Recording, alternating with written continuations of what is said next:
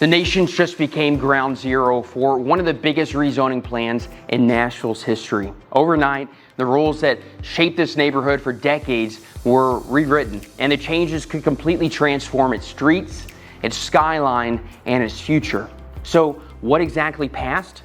Why are some neighbors excited and others furious? And most importantly, what does this mean for home values, development, and life in the Nations going forward? Let's break it down.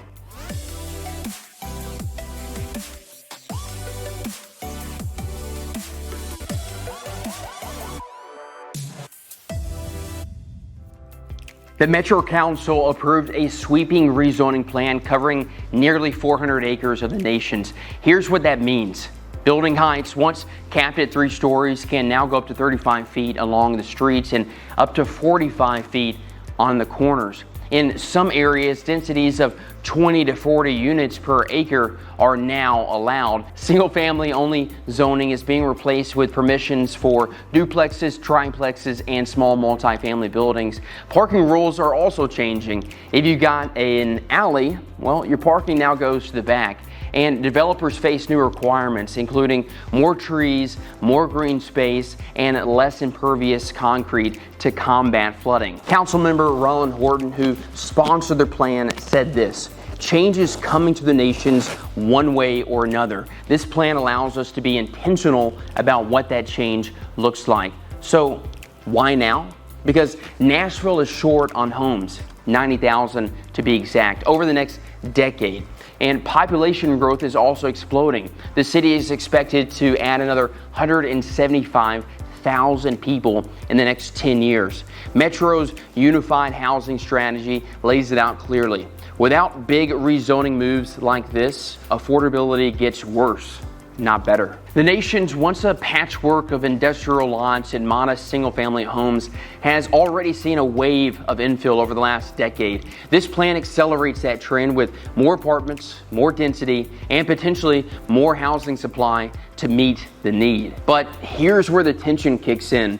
Residents are worried that the neighborhood's existing issues, flooding, traffic, and school capacity, will get even worse. Residents say after even a few minutes of rain, it leaves water rushing down their street. Mature trees have been cut, lots paved over, and under the old rules, developers weren't required to manage stormwater properly. Now, Horton admits the old system failed, and that's why the new overlay requires developers to plant 3 times as many trees as before, preserve mature trees whenever possible, and limit how much of a lot can be covered with concrete. The idea is to stop the flooding problem from getting worse and gradually improve it as older lots get redeveloped under these new standards. Still, neighbors remain skeptical. Supporters argue this rezoning brings missing middle housing, duplexes, triplexes, and ADUs that expand affordability. But critics like architect Christopher Rimke call that a myth.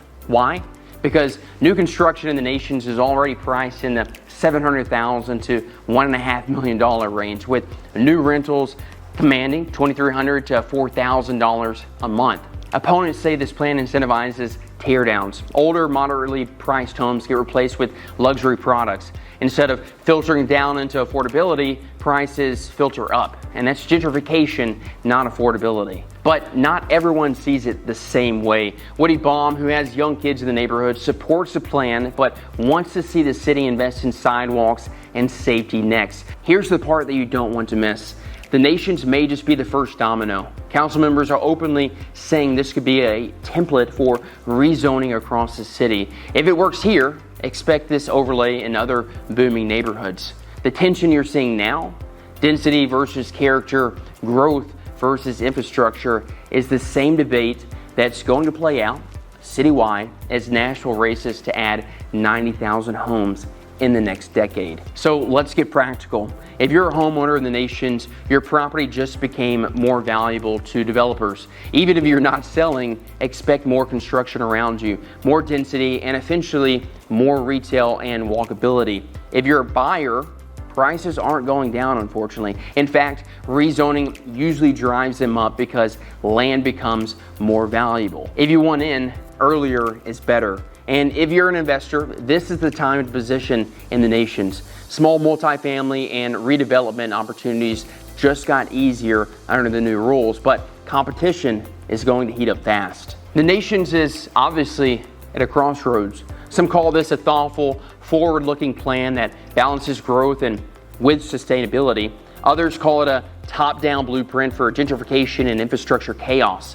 What's certain is this: the nations will look very different in 5 to 10 years than it does today. The question is whether residents, developers, and the city can find common ground in shaping the future. Listen, I live and breathe Nashville real estate every day. If you're in the nations, or even if you're just curious about how these rezoning changes could affect you, let's talk. Click the link in the description below or reach out to me directly and I'll walk you through exactly what this means for your property, your street, and your future in Nashville. Thanks for spending some time with me here in the Music City. I'm Jameson Blackwell. Until next week.